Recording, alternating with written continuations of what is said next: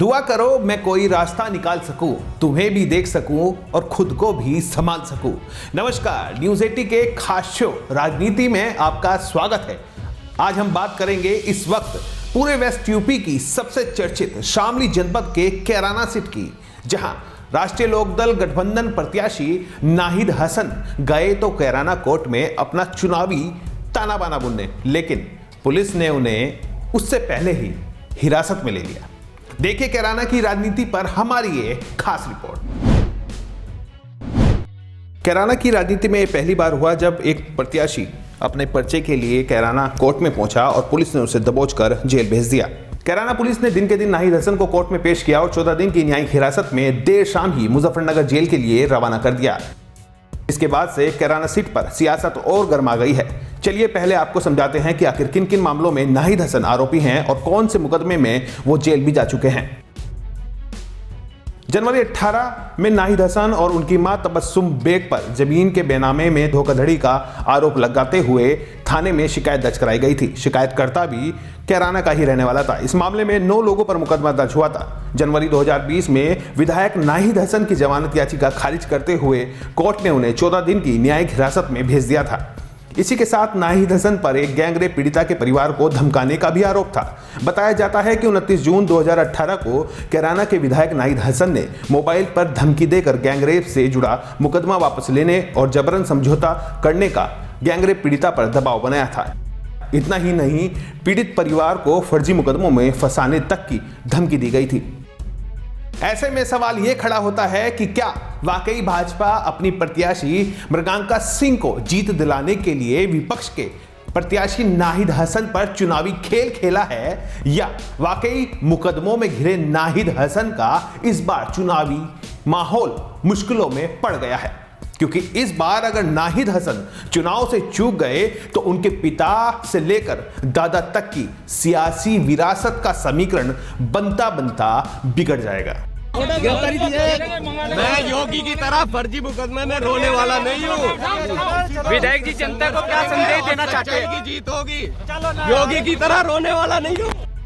नाहिद हसन ने जो कुछ भी कहा उससे यह साफ जग जाहिर होता है कि सरकार चुनाव से ठीक पहले नाहिद की गिरफ्तारी और फिर जेल भेजने को लेकर एक सियासी दांव खेल रही है। क्योंकि जिस मामले में नाहिद हसन पर कार्रवाई की गई है उस मामले में नाहिद पुलिस की नजर में फरार चल रहा था। पुलिस ने इस मामले में उसे पहले भगोड़ा भी साबित कर दिया था। अब जब सपा रालोद गठबंधन में कैराना सीट से प्रत्याशी घोषित हुए और उन्हें अपने पर्चे के लिए शपथ पत्र जमा करना पड़ा तो कैराना पुलिस ने उन्हें तुरंत हिरासत में लेकर संबंधित मामले में गिरफ्तार कर जेल भेज दिया।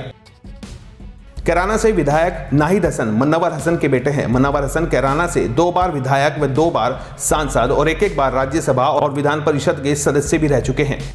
नाहिद हसन के दादा चौधरी अख्तर हसन भी पूर्व सांसद रह चुके हैं।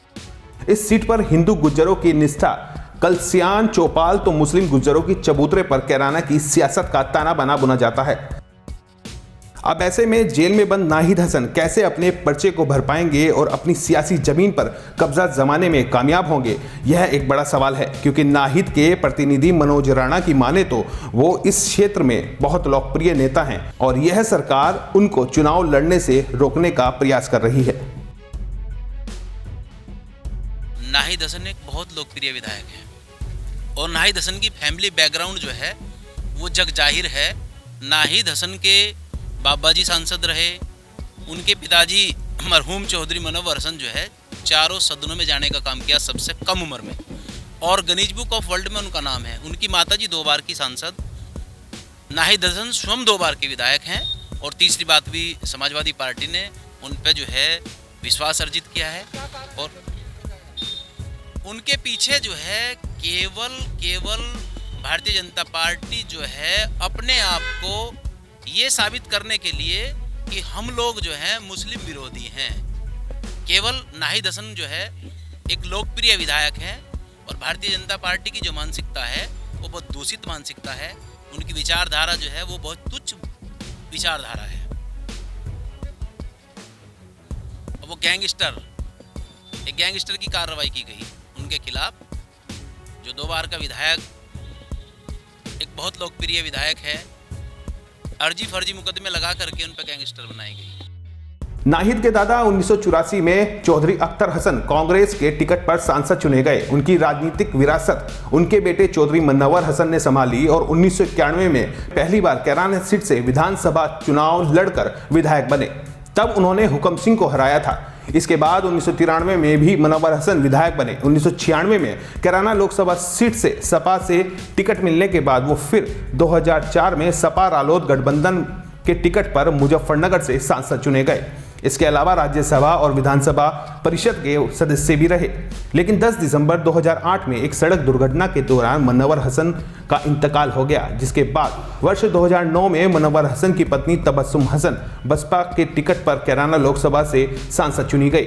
2014 में सांसद बनने पर हुकम सिंह के इस्तीफे के बाद खाली हुई सीट के बाद कैराना विधानसभा सीट के लिए उपचुनाव हुआ, तो उसमें तबस्सुम हसन के बेटे नाहिद हसन विधायक बने और फिर 2017 के विधानसभा चुनाव में सपा के टिकट पर नाहिद हसन ने चुनाव लड़ा और हुकम सिंह की बेटी मृगांका सिंह को हराकर जीत हासिल की।